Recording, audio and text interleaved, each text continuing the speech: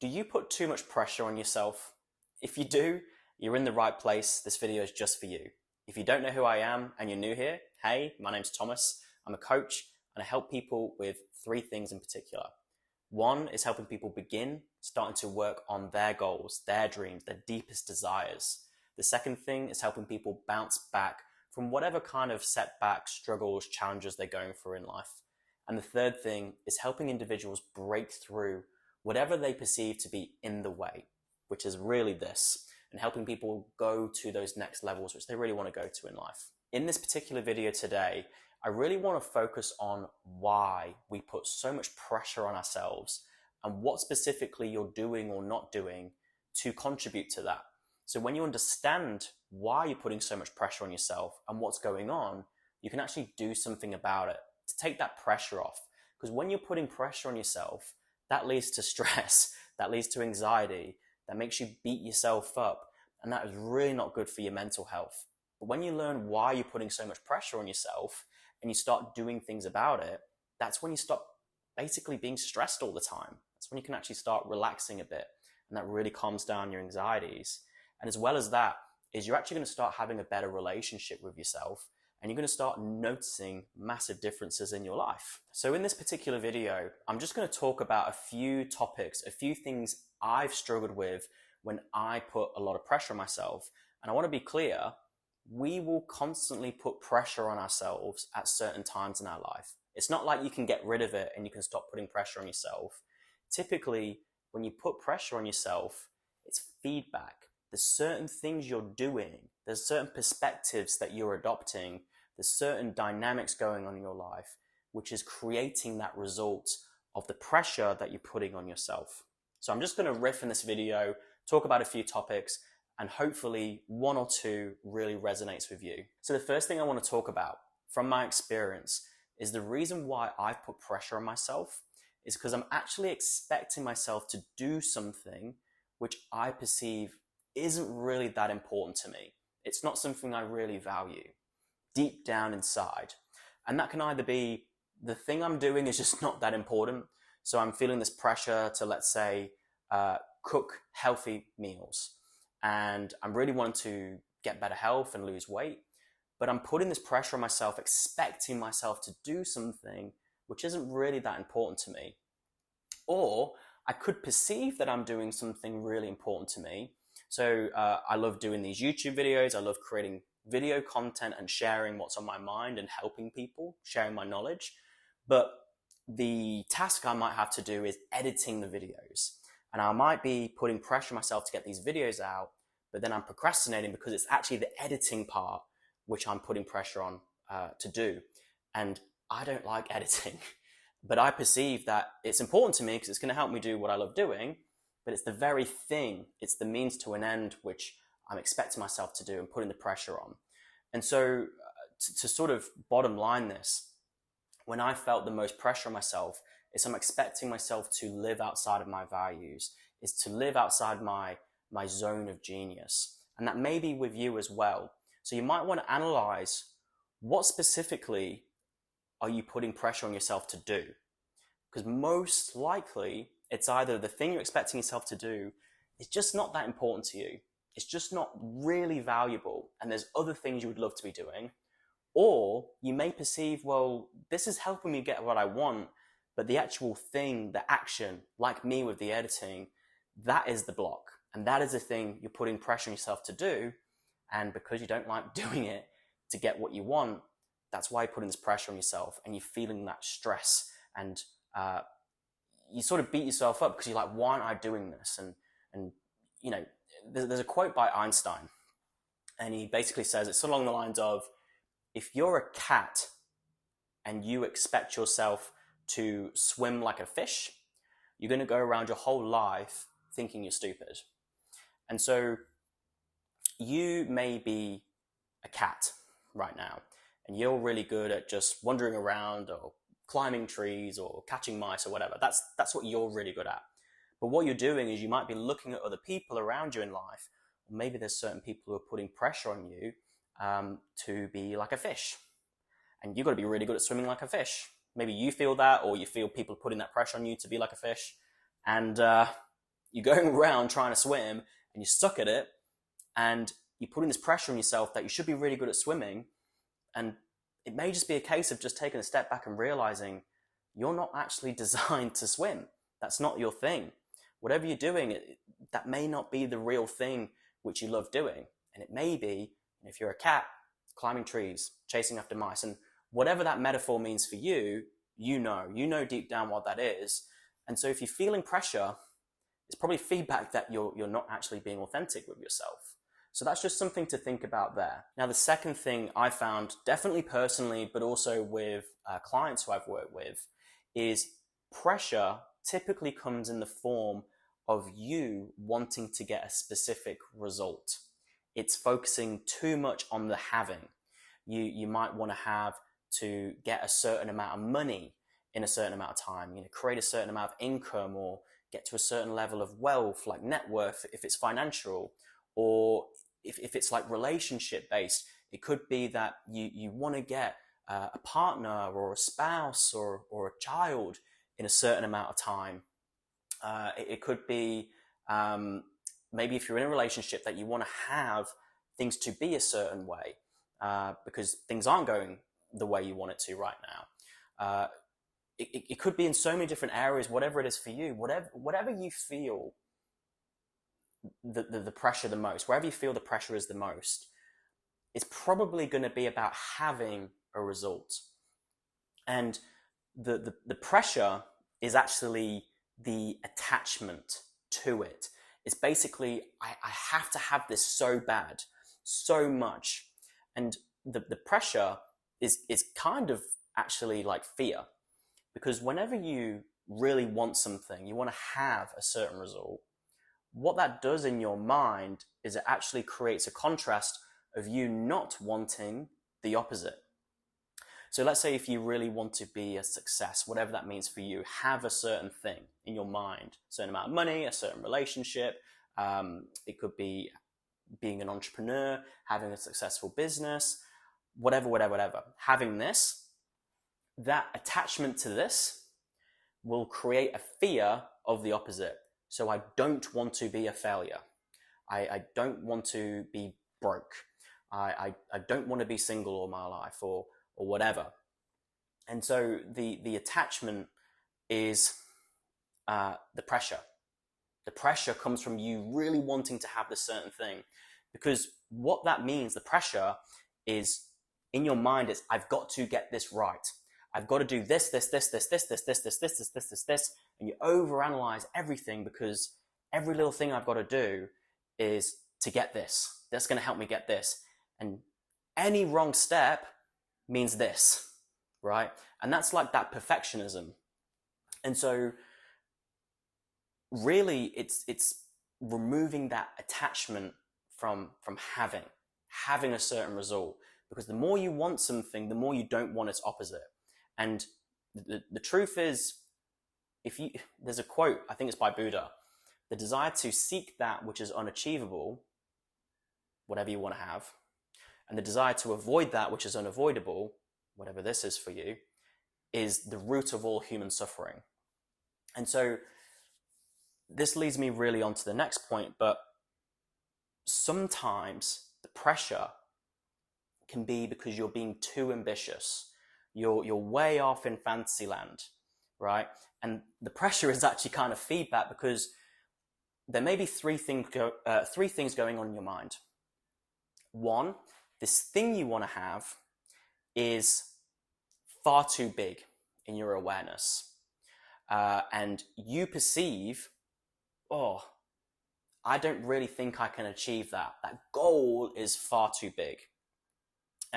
So, it could be you're focusing too much on, if you're at A and the goal you want Z, well, you're not focusing on all the little steps in between, and you just focus on the big end result.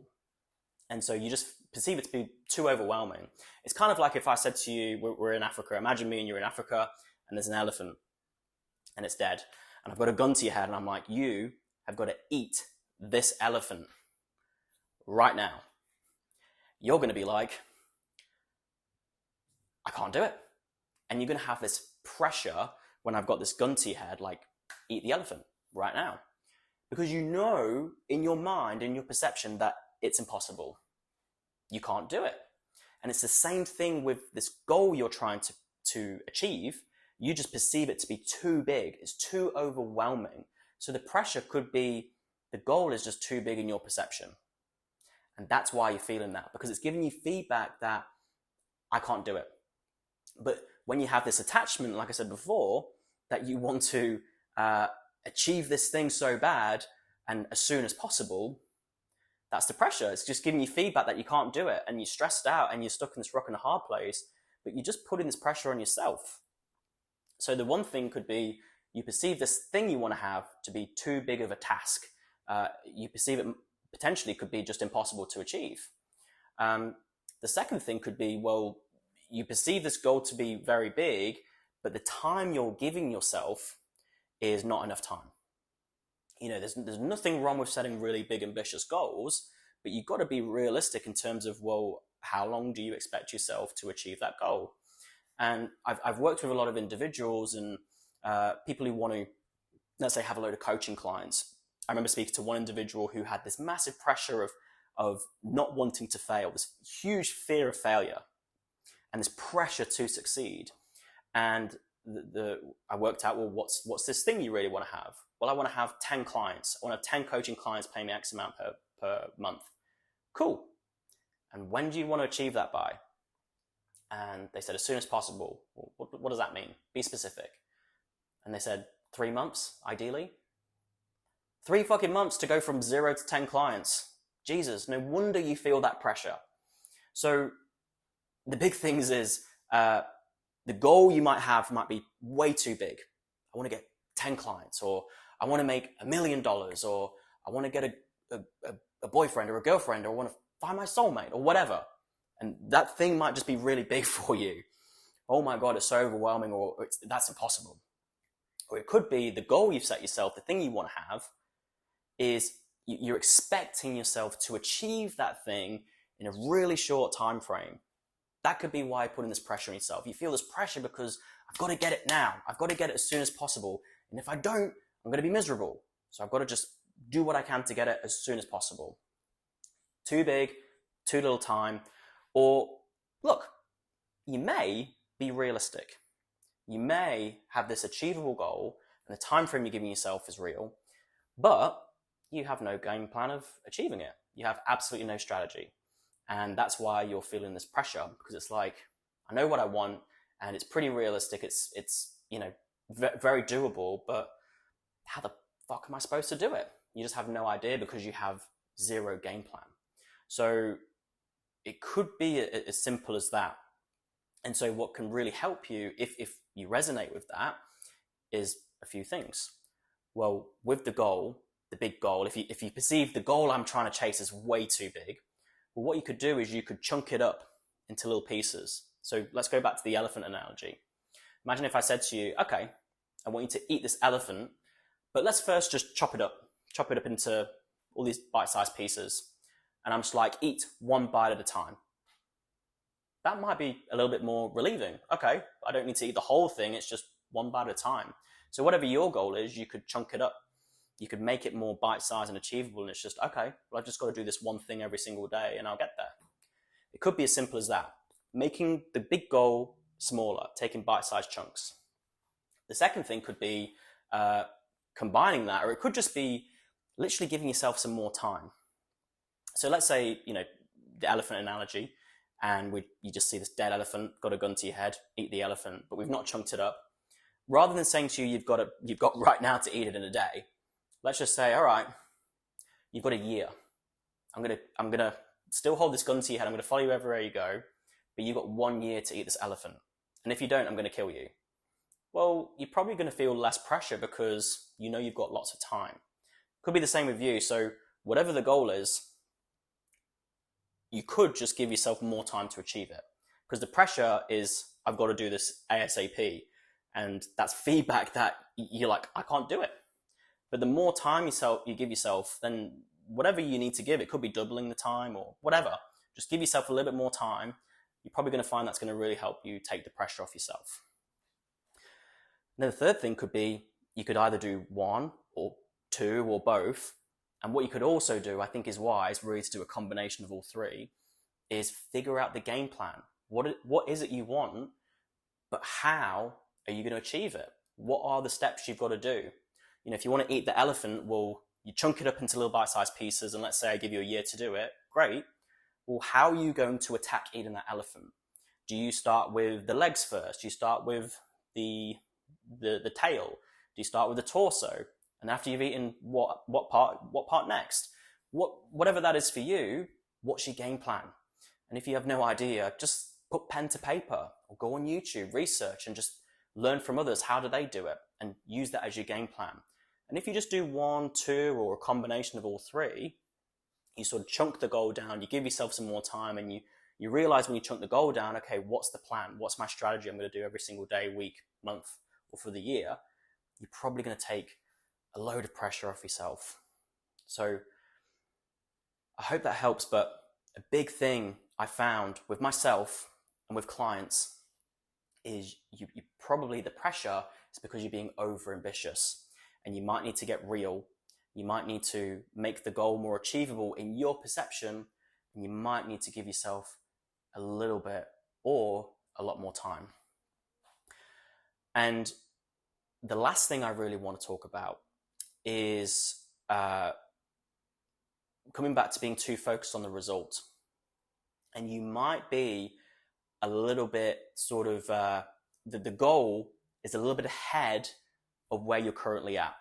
So if you're watching this, I can probably bet you're somewhere at the start of your journey. And I totally get if you really want to have this result. But what you may need to adopt a mentality is this result is going to take time. Like when I first started coaching, I've been doing this really all in committed for 3.5 years. I've been coaching before that. I just didn't call it coaching and didn't make it official or whatever. But when I started, I was like, I want to have this many clients and make this amount of money. And I want that now, right? And whatever it is for you, like I've worked with a lot of financial traders. They just start out. They've been doing it for a few months and they're like, I want to be a full-time trader in the next 3 months or 6 months. And it's totally fine having those ambitions, but you got to be real and you got to think about, well, I want to have this, but what have I got to do? Who have I got to be first? And what are the things that person does in order to have that? The mind, myself and other people who I've spoken to, when they put the pressure on themselves, the focus is having. And then the doing and the being, the things, the actions they've got to do, and the person they've got to be to get that, it's not really the biggest priority. And the two focus on getting the results, not the actions and the identity which leads to that. And that's, I'm assuming, could be you. So if that's the case, then what you might want to do is get real with yourself and really look at where are you right now in this journey to getting whatever it is you want to have. And you may need to focus. You can probably assume you don't have the skills yet. You don't have the experience yet. You don't have the awareness, the wisdom yet required to have this yet. You might not deserve it yet because you aren't that person yet. There's a focus on becoming the person first and doing what that person does. And when you start doing that, because you are this person, then you will have this. And so I say this because you may be so focused on the results and you're not focused enough on the actions. And so you may need to shift your awareness around and start focusing on, if you want to be a full-time trader, well, what does a full-time trader look like? You know, the being, the essence of a full-time trader. What kind of traits do they have? Are they patient? Are they disciplined? Are they sort of managing their risk? They're level-headed. They can regulate their emotions and things like that. Whatever. You look at, well, what does a successful trader look like? Who are they? What do they demonstrate? What do they display? And do you have those skills, those traits yet? And do they need to be developed first? Maybe so. And if you identify that, We'll start focusing on building those skills first. Focus on the skill set and the mindset required to get whatever it is you want to have.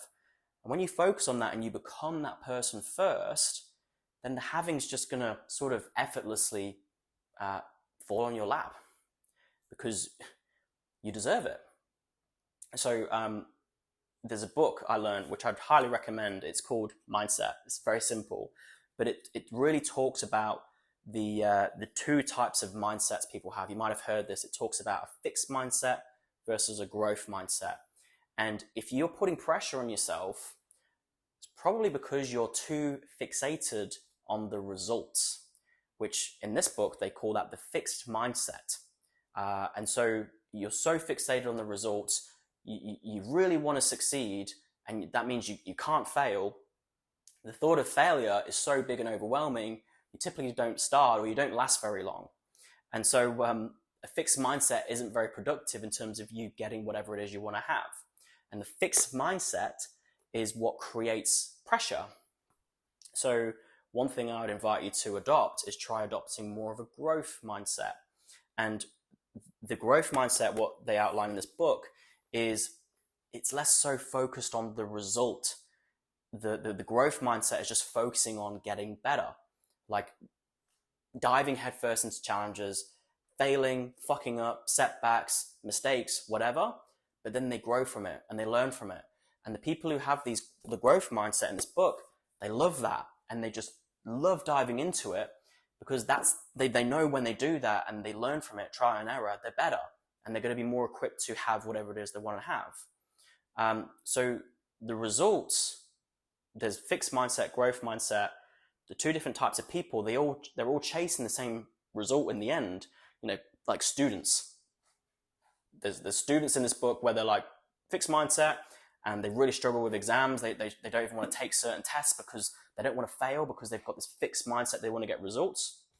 And then there's other students who they don't care about the result. They just care about, well, let me just dig in, let me find out where I suck, and let me get feedback. Where did I fuck up? How can I do better? And they're really just focusing on being better, growing first.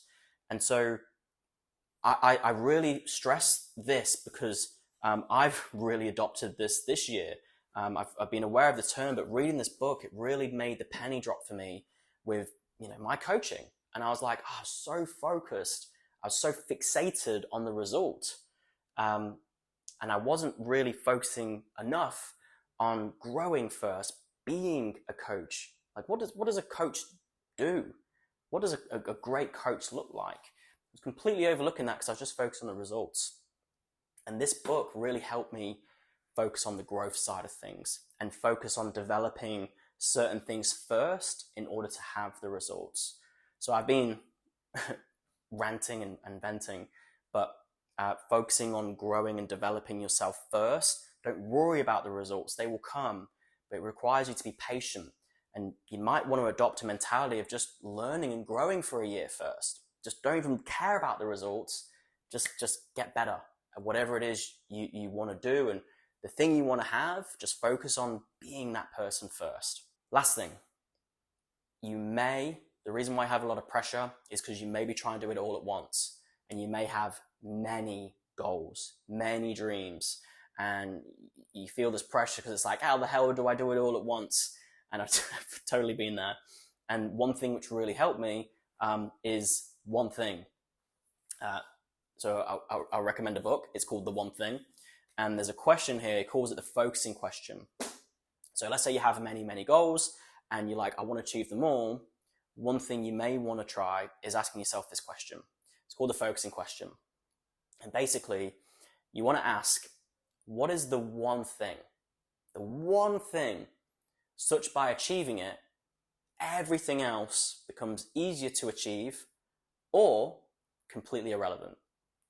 So what you want to do, there's another principle called the 80-20 principle. And so what you may want to do is you may want to 80-20 your goals. So let's say if you've got 25 goals, what are the 20% of these goals? So 5 out of the 25 goals, what are the 20% of the goals I've got, which is going to bring me 80% of my happiness, fulfillment, or going to get me 80% of the way? And you want to sort of prioritize the highest priority goals, the ones which is going to give you the most bang for your buck. And then what you could do is you could do the focusing question. Well, out of these 5 goals, what is the one goal? If I just focused on this one thing, all these other 4 goals, or these 24 goals I've got on my list, it's going to be way easier to achieve, or they're just going to be completely irrelevant. And rather than just focusing on all these things and trying to juggle 25 goals, no wonder you feel that pressure. But if you're just focusing on just one goal, one thing, there's one vision, there's one mission, there's one thing you just care about the most, that's probably going to help take a lot of pressure off you. And it's just going to allow you to focus and just put everything into that one thing. And what you'll probably find is by just putting your focus into one thing, all those other goals you've got, they're naturally going to start working themselves out as well. I found that to be true with my life, because I'm really focusing on my coaching, but all the other things on my mind, that they're just happening as a byproduct. It's quite weird. And I think that's it. I think that's it in terms of this video, in terms of sharing what's been on my mind in terms of the pressure and why we put pressure on ourselves, and what you can do to help take that pressure off yourself. So I really hope this video was valuable. What I'd love to know is, if you did find it valuable, what did you find most valuable about this video? What do you feel inspired to change or implement? Whatever that is for you, put it in the comments below. If you liked this video, please leave a like. And if you want to see more videos like this, because I'm definitely going to do more videos, subscribe, because that just makes sure you're kept in the loop. And so when I release a new video, you'll be notified and you can watch it. And just before I forget, if you're really struggling with putting pressure on yourself and you're over it, you're done, and you want to make some changes, and you would like help with implementing some of the things I've talked about in this video, or maybe I haven't hit the mark. Maybe there's people in your life, like the friends, the family, the teachers, the bosses at work, the whoever's, who you feel are putting a lot of pressure on you, and you're stuck in a rock and a hard place, and you would like some assistance with getting out of that, and you just don't know how. Reach out to me. You can either reach out to me on Instagram. I'll put the details in the comments, the bio below, or you can leave me a private message, a comment on my YouTube. Also, I've got a wait list for my coaching. So if you would like to put your details on there, when spots become available, I can shoot you an email, and if it's the right time and if we're a fit, then we can have a conversation and potentially figure out a plan to help you to take that pressure off yourself. So if that interests you, if that resonates, put your details on the wait list. So that's it. That's the video. If you've also got some recommendations on what you would like to see me talk about next, in terms of topics, subjects, anything you're struggling with, please let me know, and I'll be more than happy to make a video on that. But that's it. I hope you found this valuable, and I'll see you in the next video.